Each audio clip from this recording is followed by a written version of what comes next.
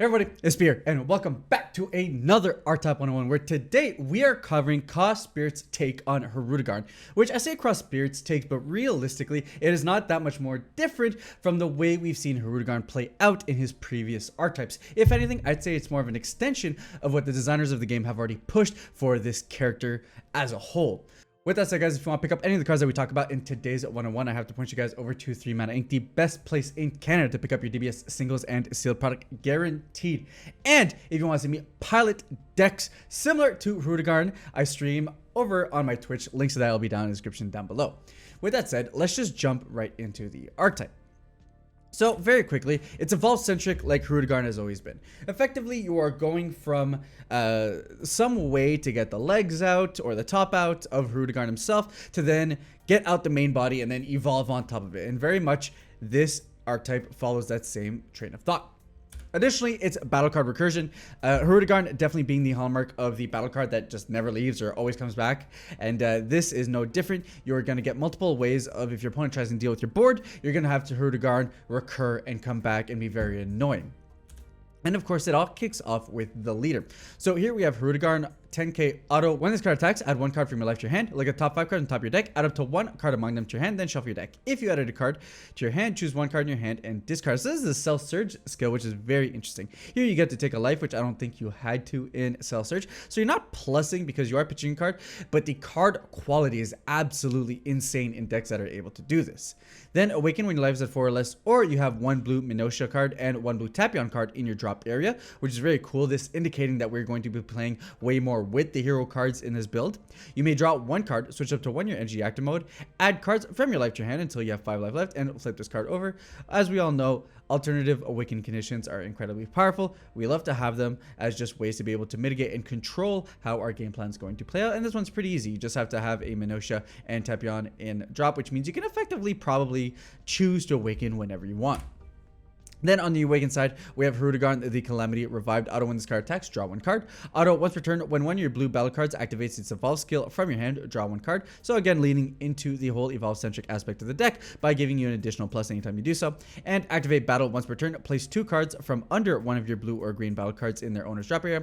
Choose up to 1 of your cards and it gets 5k power for the battle. Not bad, especially at activate battle speed. At any point in time for effectively no real cost to like your card advantage, you are able to get an additional 5k combo. Not bad, not crazy, it does okay. And that's really what this leader comes out to. I feel it's okay. You get a bunch of card quality on the unawakened side, and on the awakened side you get a little bit of advantage here and there based on how you're doing, but it doesn't really do anything insane for the archetype in itself. Just high consistency leader.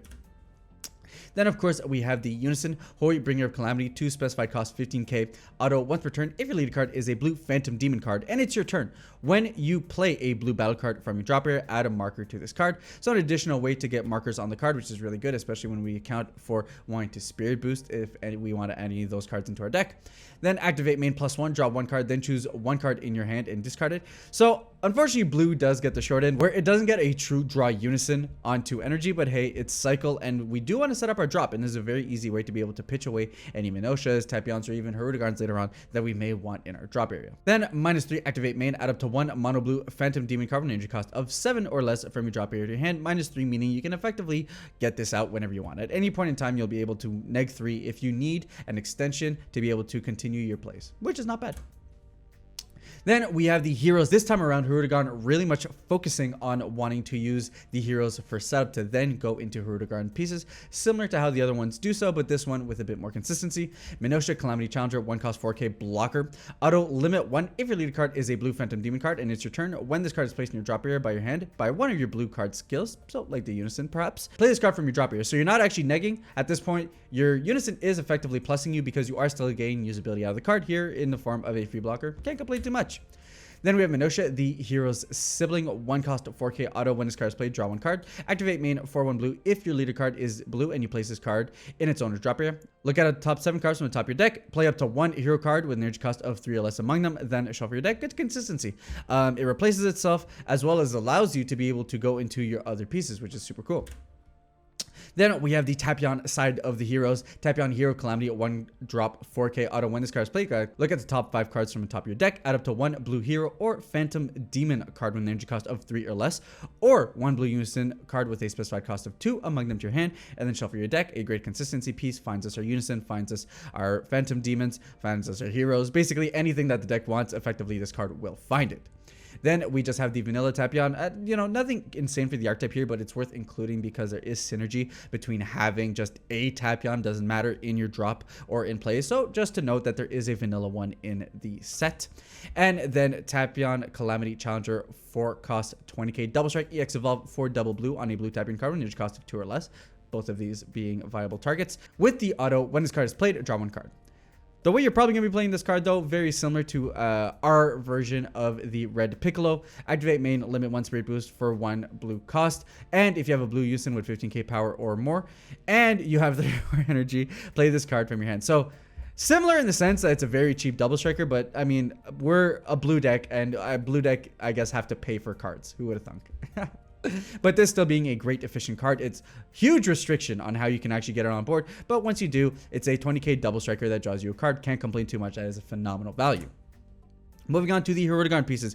Hirudegarn, Catastrophic Comeback, 3 cost 9k, activate main. If your lead card is a blue Phantom Demon card and you choose one of your blue hero cards in your battle area, play this card from your drop area on top of the chosen card. So similar to an evolve, though it's non-evolve, so you're not going to get the draw. Activate main, Spirit Boost 1 for 1 specified blue. If your lead card is a blue Phantom Demon card and you don't have a Phantom Demon card in play this card from your drop area, then choose 1 card in your hand and discard it. And the pitch, of course, could be, let's say, Minosha, which then allows you to be able to go and play it so you're not actually negging. And then activate main, limit 1, discard this card from your hand, look at the top 7 cards from the top of your deck, add up to 1 blue Phantom Demon card among them to your hand, and then shuffle your deck. So this card does a million and one things, right? There's a million ways to play it. There's a it allows you to search. So generally a great combo starter for the rest of your Hirudegarn pieces. Here, Hirudegarn, Catastrophic Combination, 5 cost 15k, barrier, dual attacker, EX evolve for 1 specified blue on a Hirudegarn card when it costs 3, which is like, with the million ways that you actually have of playing out this Hirudegarn, not that hard to do. Auto, when this card is played, choose up to 1 of your opponent's battle cards with energy cost of 4 or less and return it to its owner's hand. Hand removal, not the best, but hey, if it's incidental on top of an evolve that we already want to do anyways, not bad. Then activate main, limit 1 for 2 specified blue. If your opponent has 4 or more energy, choose up to 1 green Hirudegarn card with an energy cost of 6 in your hand and play it on top of this card. So here we're starting to see some synergies, right? We've gotten some blue Hirudegarn stuff in the past, then we got some blue-green Hirudegarn stuff, and then this support showing that we want to continue the trend by making sure that Hirudegarn can not only do the mono blue stuff, but additionally go into some green category as well. Then we have Hirudegarn Calamity Complete, 7 cost 30k, EX evolve for 2 specified blue if you have 3 or more energy on a Hirudegarn card with energy cost of 5. So here we have the entirety of the chain. Auto, if your leader card is a blue Phantom Demon card, when this card is played, draw 1 card, then choose up to 1 of your opponent's battle cards and place it at the bottom of its owner's deck. Nice, an upgrade to hand removal, bottom deck removal, you love to see it. At the end of the turn, switch this card and up to 1 of your energy to active mode, which is pretty cool. It's a big beefy attacker. It's gonna be hard for your opponent to deal with it because they can't attack into it. The removal will hit it, of course, but being a 30k body, that can be pretty obnoxious. And then activate main if you have 4 more energy and you send 2 hero cards from your drop area to your warp, which you're guaranteed to have if you awakened already. This card gains triple strike for the turn, so a big beefy triple striking attacker every single turn that your opponent has to deal with. Then from here we have the consistency pieces, a couple of cards that help us move forward. The Coming Calamity, 4 cost extra card permanent. This card gains desire in all areas, which is very interesting. Does mean that you could actually play this in a Shenron deck as well, which is kind of cool. Activate main, play up to 1 Tapion or Hirudegarn card with energy cost of 4 or less from your deck or drop area, then shuffle your deck if you look through it. So it's consistency, right? Like this is just a straight search and play from your deck. You're not cheapening on cost, but if you're playing a wish leader with this type of archetype, you are, because you can just play it for free. So not too bad on that front. Then, of course, we have the defensive cards and Unlikely Protector, 1 cost counterattack, negate the attack. Then, if your opponent has any tokens in play in their battle area, switch up to 1 your mono blue energy in active mode. Against again, token interaction. I don't know why. Fine, but the most important part being permanent, this card's skills can't be negated in any area, which is great, especially in a world where they are printing more and more counters. It's just great to be able to guarantee that we are going to be able to get a negate off. Then we have SS Vegeta, thwarting the enemy, 1 cost 4k counterattack, limit 1. If your leader card is blue, negate the attack, then play this card in rest mode. If you negated a leader card's attack with the skill, your opponent can attack with the leader cards for the turn. Not as relevant in this set. There's not too many things that give leaders dual attack, but it's there if we need it. Permanent, you can activate this card's counter skill from your hand without paying its energy cost by paying the cost of Spirit Boost 2 instead. This is more relevant. The fact that you can just Spirit Boost out in gate mean that you can include this as a 1 or 2 of, and if it's really late game and you just need something to be able to negate, this can get there.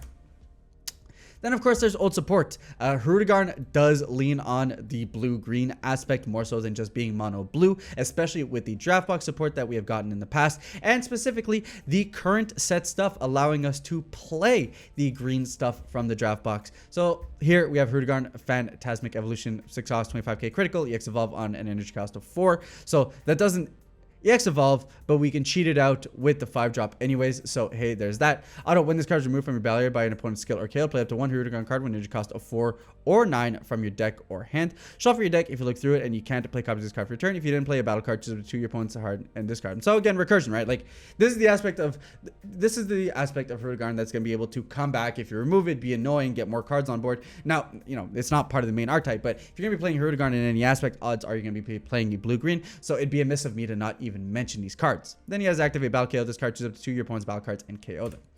Then the 9-drop that we could go into is Hirudegarn, the Reoccurring Nightmare. 30k energy exhaust, unique blocker revival, blue-green, which means you can pitch a blue-green card when it dies to bring it back. Activate main 4/1 green if your leader card is a green or a phantom demon. And you choose 1 Hirudegarn card with energy cost of 4, 6, or 7 in your battle area and KO it. Play this card from your drop area. And you can't activate the activate main skill and copy this card for the turn. Auto, if your leader card is green or a phantom demon card, which is great, means it works with this leader. When this card activates its blocker skill, choose up to 1 card in your opponent's hand and discard it, which is just a great, annoying, beefy blocker that your opponent's going to have to deal with. And that's generally what it is, right? Like I could have also included the 4-drop or the 1-drop, but I just wanted to highlight these as like, hey, this deck really wants to promote you being able to do this kind of stuff as well as the current archetype stuff. But I haven't showcased any of the 4-drops or like any other cards. Just to say there's definitely room in the Hirudegarn packages from previous sets for you guys to go check out and want to explore. And with that said, guys, that was set 14 Hirudegarn.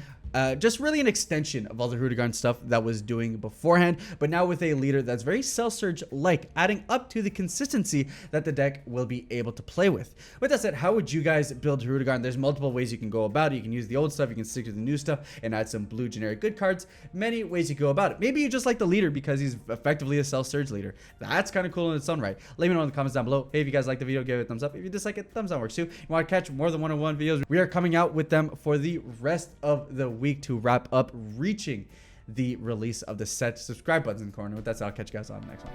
Ciao.